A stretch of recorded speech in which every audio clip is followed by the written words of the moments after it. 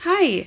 So today's Tuesday 2 minute tidbit, maybe a little bit longer than 2 minutes. This is a topic that I've kind of been struggling with deciding if I really want to talk about it. When you grow up in a culture where you don't really discuss stuff, or you feel that it's nobody else's business, nobody needs to know what goes on.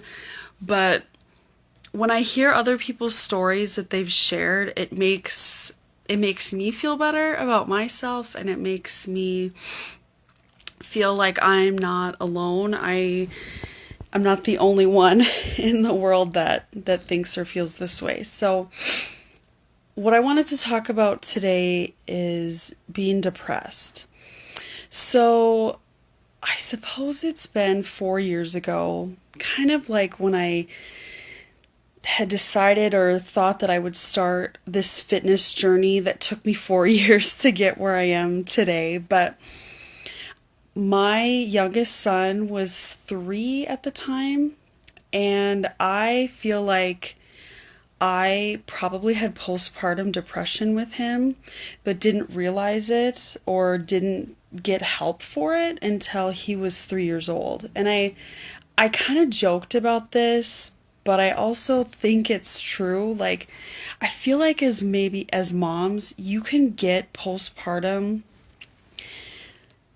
when they're toddlers. I really feel like that's true because I was pretty weepy for months after he was born, but then I was okay until he got to be a toddler. And then my oldest son was going into kindergarten, and we were having some behavior issues with him in preschool, and that was really difficult and kind of hard to comprehend because you don't like, there's no book that tells you exactly how your child is supposed to act or behave, and then when they act out and you don't understand why, and the teachers are kind of, I don't want to say ragging on you, but they're kind of ragging on you about your kid did this, poke this kid in the eye, or whatever's going on. And I'm just like, I don't know how to deal with this. I don't know how to parent this. So anyway, all of that to kind of get to my point here of I had my annual checkup with my doctor, and she said, "How's it going?" And I immediately burst into tears, and I was like, I just feel like everything's a struggle. Like, I don't want to take care of my kids. It's frustrating. I don't feel like, I'm just having a hard time. And she goes, I think you're depressed. And I started crying even harder because I'm like, depressed? What does that mean? I'm like, to me, depression was I don't want to get out of bed. I don't get up to take a shower. And I want to hurt myself or kill myself. Like, that is what I had in my head for what depression was. And so I learned that that's not necessarily what it is or what it means. It could mean that you have like anxiety, you have thoughts of hopelessness, of like, oh, like woe is me, or the world is going to hell in a handbasket, or I'm ruining my kids' lives. Like, not that I shouldn't be here anymore, that I'm not needed or wanted. It's like that you're ruining everybody else's life. And then for me, it was being so irritable and so angry all the time.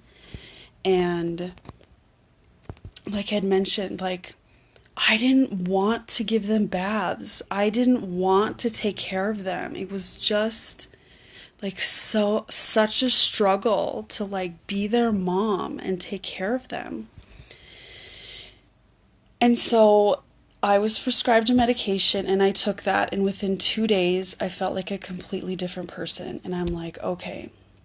And let me tell you, it took 2 days to take the medication, because when you read the warnings and you hear things on TV, you're like, well, I'm just going to get worse. This is just going to make it worse. And so I really struggled a lot with even just accepting that I maybe need to be on this medication, because then there's this stigma of like, why can't I pull up my bootstraps and just get over it?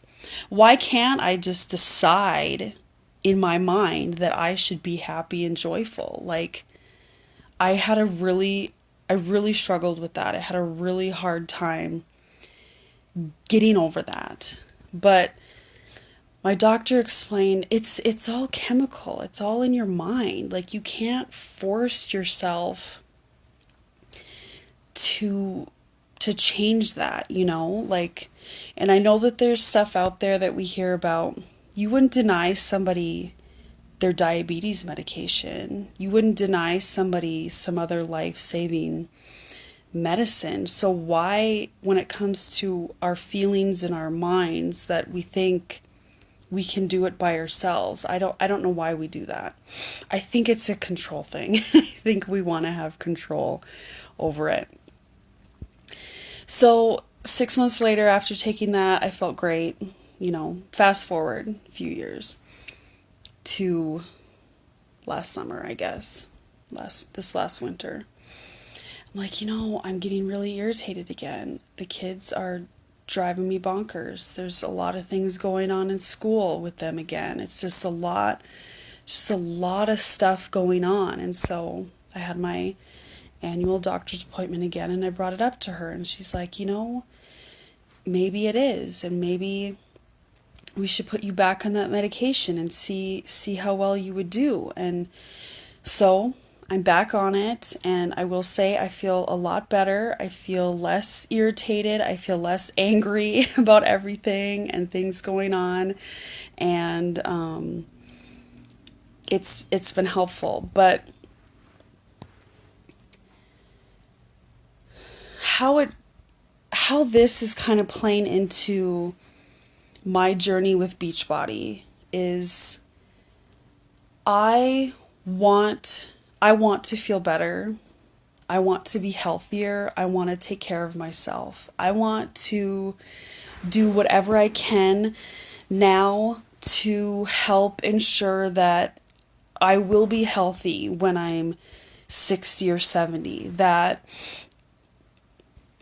I have good heart health, or my cholesterol's under control. Like, I'm hoping that those types of things that I'm putting in place now and doing will pay dividends when I'm older, not necessarily a year from now, or, wearing a bikini or anything. Like, that's not ultimately my goal. Like, my goal is to build muscles and hopefully stave off osteoporosis and that kind of thing. Like, my family has a history of ulcerative colitis and Crohn's, and I'm really learning and researching more about gut health and how gut health affects your brain and affects your mood and can cause depression.